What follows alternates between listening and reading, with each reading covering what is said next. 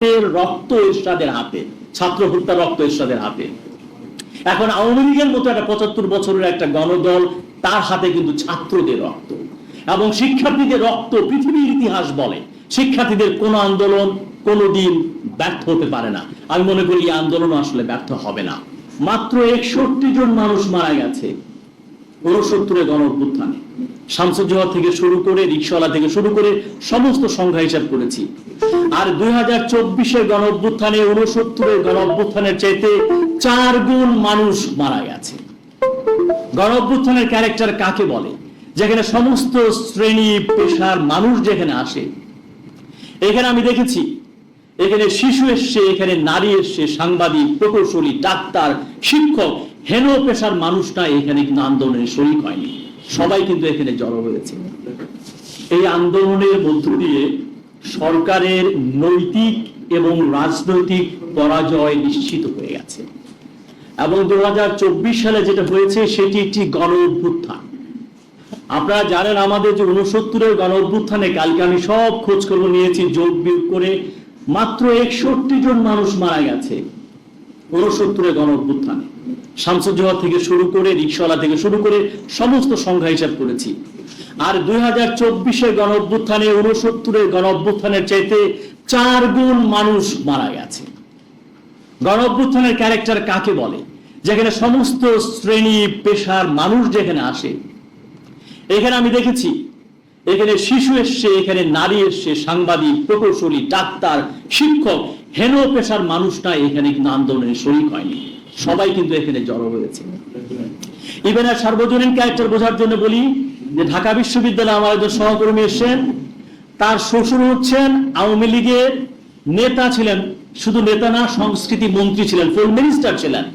তার একমাত্র ছেলে পুত্রবধূ যিনি, তিনি আন্দোলনে যোগ দিয়েছেন। আওয়ামী লীগের শ্রমিক লীগের একজন নেতার বাবাকে বলে আসে, বাবা তুমি থাকো, আমি আন্দোলনে গেলাম। মানে আন্দোলনের সার্বজনীন ক্যারেক্টার কেবল ঢাকা না, রাজশাহী, চট্টগ্রাম, সিলেট, দিনাজপুর, পঞ্চগড় সমস্ত জায়গায় ছড়িয়ে গেছে। আর 52 ভাষা আন্দোলনে 12 জন মারা গিয়েছিলেন। এবং 52 ভাষা আন্দোলন যখন আমরা একাডেমিক্যালি পড়ি, আমরা বলি এটি কেবল সাংস্কৃতিক আন্দোলন না, এটি একটি রাজনৈতিক আন্দোলন। কেবল ভাষার জন্য একজন রিকশাওয়ালা নিহত হয়েছে, কেন নিহত হবে? ওকে তো ভাষা দিয়ে চাকরি করতে হতো না। তার মানে মানুষের যে পুঞ্জীভূত ক্ষোভ ছিল 47 থেকে 52 পর্যন্ত, পাকিস্তান ঘিরে যে স্বপ্ন ছিল, সেই স্বপ্ন মাত্র 5 বছরের মধ্যে ধূলিসাৎ হয়ে গেছে। সব স্তরের মানুষ কিন্তু এখানে পুঞ্জীভূত ক্ষোভের বহিঃপ্রকাশ দেখিয়েছে।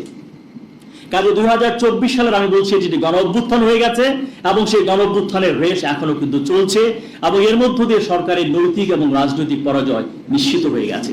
শ্রীলঙ্কার যে অভ্যুত্থান দেখলাম, সরকার পরিবর্তন হয়েছে, মাত্র 7 জন মানুষ সেখানে মারা গেছে। পাকিস্তান ইমরান খানের সঙ্গে যে শাহবাজের দ্বন্দ্ব হলো, 12 জন মানুষ মারা গেছে। বেলারুশের যে বিখ্যাত আন্দোলন, মাত্র 1 ডজন মানুষ মারা গেছে। তাহলে কতগুণ মানুষ আপনি আপনার রাষ্ট্রের নিজস্ব নাগরিককে মারবার জন্য আপনি হেলিকপ্টারের ব্যবস্থা করেছেন, সেখান থেকে টিয়ার সেল দিয়ে নিক্ষেপ করেছেন, সেখান থেকে সাউন্ড গ্রেনেড নিক্ষেপ করেছেন এবং কেউ কেউ বলছেন সেখান থেকে গুলিও করা হয়েছে। ঘরের মধ্যে শিশুকে মারা হয়েছে, নারীকে মারা হয়েছে, সাংবাদিককে মারা হয়েছে। তো এইটা যদি গণ অভ্যুত্থান না হয়, তাহলে কোনটা গণ অভ্যুত্থান আমি ঠিক জানি না। এবং আমরা এরশাদ বিরোধী আন্দোলন করেছিলাম, তখন আমি ছাত্র ছিলাম ঢাকা বিশ্ববিদ্যালয়ের সূর্য সেনা হলে। এবং এরশাদ বিরোধী আন্দোলনে এত অল্প সময় এত মানুষ নিহত হয় না। আমি এরশাদকে বলতাম যে ছাত্রদের হাতের রক্ত এরশাদের হাতে, ছাত্র হত্যা রক্ত এরশাদের হাতে। এখন আওয়ামী লীগের মতো একটা 75 বছরের একটা গণদল, তার হাতে কিন্তু ছাত্রদের রক্ত এবং শিক্ষার্থীদের রক্ত। পৃথিবীর ইতিহাস বলে শিক্ষার্থীদের কোন আন্দোলন কোনদিন ব্যর্থ হতে পারে না।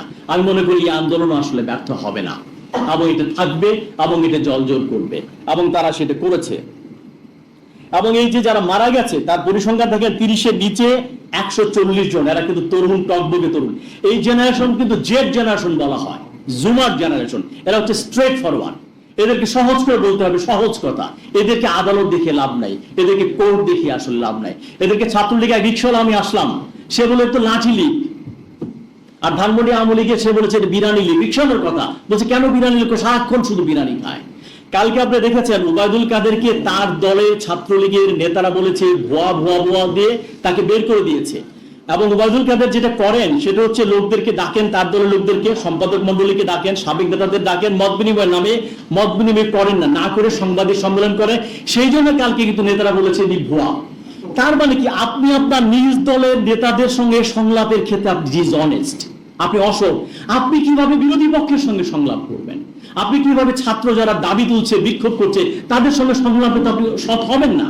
অথচ রাষ্ট্রবিজ্ঞানের বই খুলে দেখেন, প্রথম বাক্য হচ্ছে ডেমোক্রেটিক গভর্নমেন্টের সংজ্ঞা দিচ্ছে গভর্নমেন্ট বাই ডিসকাশন। সরকারের কাজ হচ্ছে আলোচনা করা, সংলাপ করা। আপনি তো নিজ দলের নেতা কর্মীর সঙ্গে আলোচনায় অনস্ট না, সৎ না, অসৎ, ধূর্ততার পরিচয় দেন। আপনি কিভাবে অন্য মানুষের ক্ষোভগুলো, সংলাপগুলো শুনবেন? আর এই শিক্ষার্থীরা, বাচ্চাগুলা, নির্ভর শিশুদেরকে যেভাবে মারা হচ্ছে, তাদের সঙ্গে তো আপনারা আলোচনা করতেই চান না, তাদের পাত্তাই দিতে চান না আসলে।